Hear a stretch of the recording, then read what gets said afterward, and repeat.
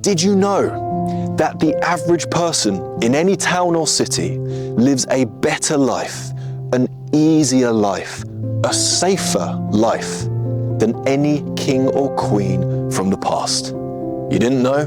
Well, now you know, so there you go. Yet, the average person experiences so much unhappiness, so much sadness, so much anxiety, so much dread, guilt, and fear. Why is this when we are living better lives than kings or queens from the past? We're going to get into it. But before we do, let's take a moment to appreciate what a blessing it is to be alive today.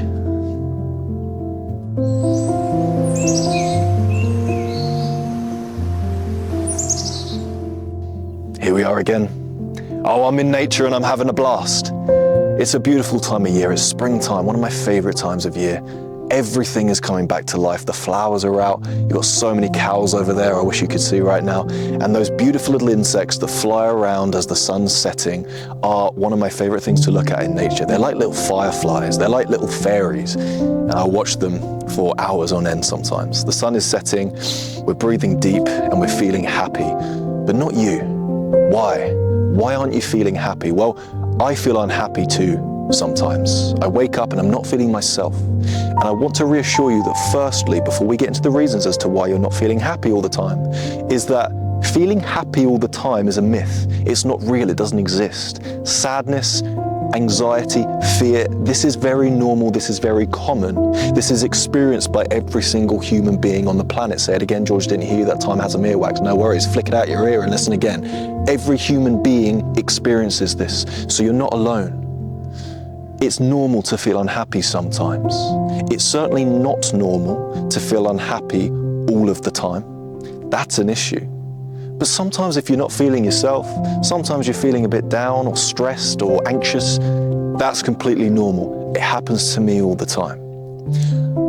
But what I've realized is that throughout life, if you chase happiness as opposed to chasing meaning, this chase for happiness can very quickly lead to sadness, all right? Because when you chase happiness instead of meaning, there are studies out there in the Journal of Positive Psychology. I think this was done in 2018. The studies showed that people who seek meaning over short-term pleasure report far higher levels of life satisfaction. All right, general life satisfaction. And that's because happiness comes and goes, but meaning lasts. A fulfilling life isn't about feeling good all the time. It's about having purpose, which makes the hard times worth pursuing. If you wake up and you feel like you don't have any meaning, you're not serving a meaning, you're not serving a purpose to this world. You might not have a family, you might not have children, you might not have a job that requires you as a person. And actually, all it requires is a robot, and you feel like a robot. You don't feel like you've got a meaning, a purpose, a pull, a magnetic drawing to the earth, to serve, to love, to be.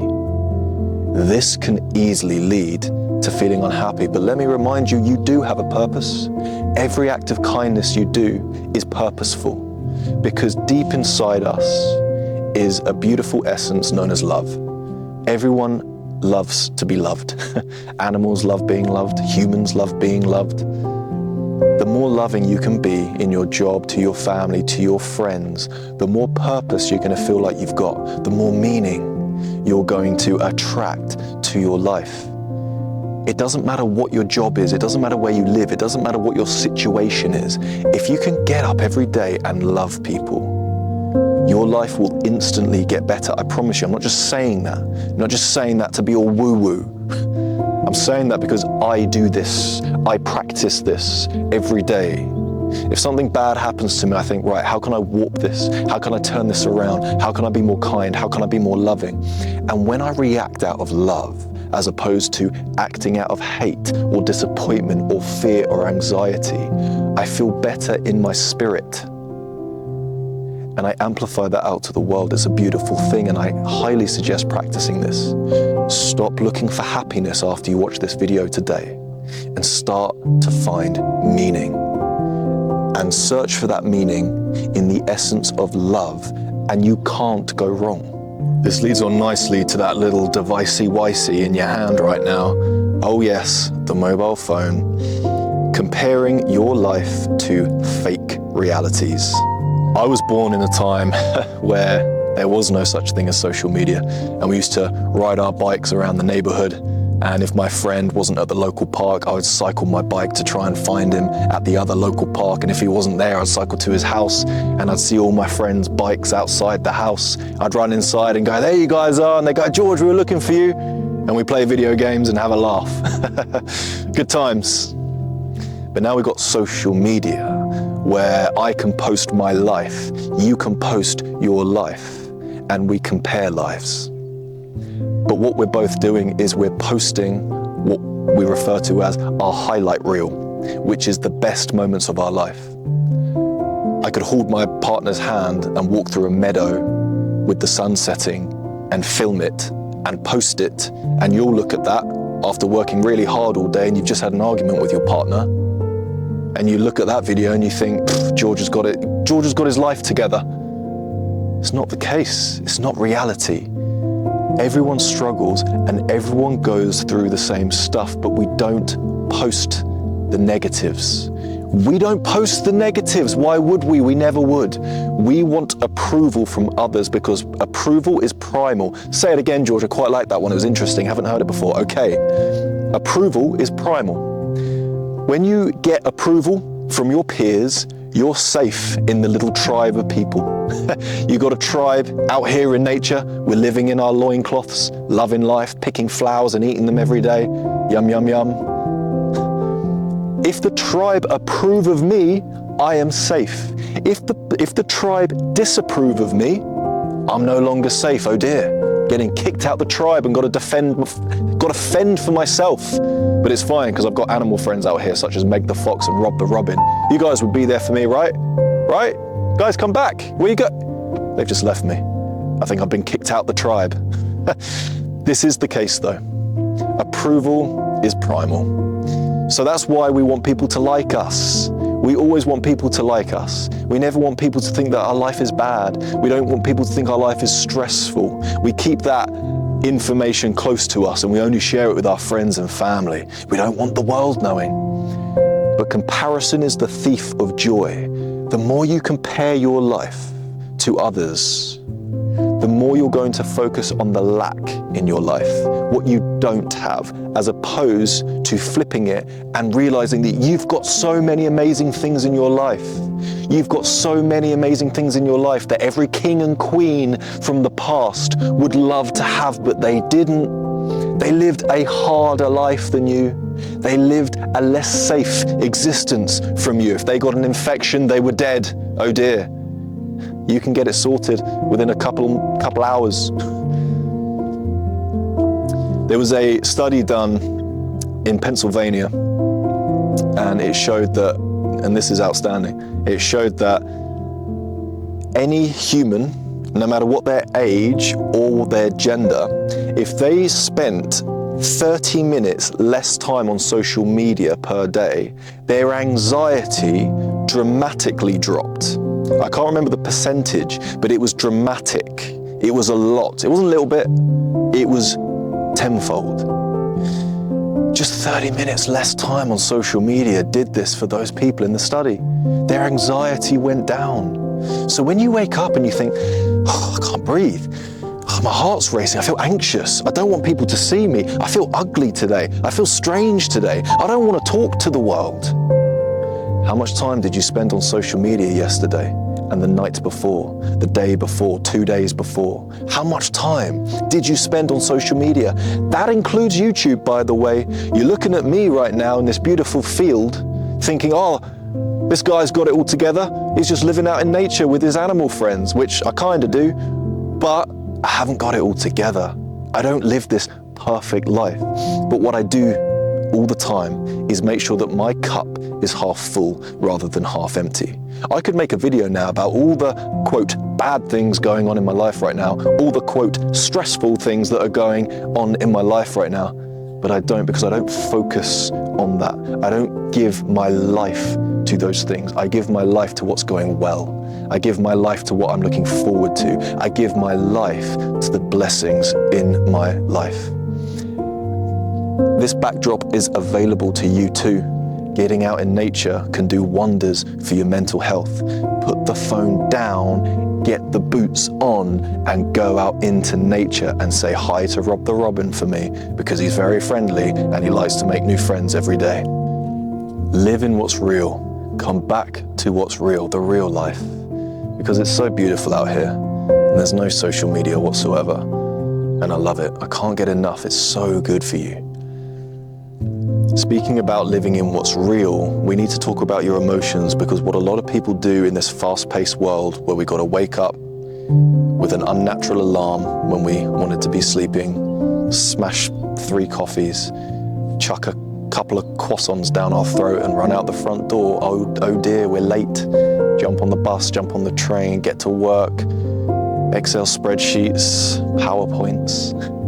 I've got 72 emails to catch up with, George. I get it. I know. It's hard. Because it's not natural and it never will be. So it's always going to feel hard. But don't suppress your emotions. You need to process them. All right? Don't suppress your emotions. Instead, process them, because when we suppress our emotions, we have this false reality that we enter where we think ignoring sadness makes it go away, and it doesn't. It just comes out later in weird ways. You might snap at someone, you might get angry, you might have some palpitations in your chest. You're like, what's going on? You haven't processed your emotions. And the way we process emotions is by letting it out and living in what's real, being authentic. When someone says, how's your day going? Don't just go, yeah, fine, yours. If you're actually having a bad day, you're not going to be that guy. Do you know how many people go, yeah, I'm fine, how are you? Everyone.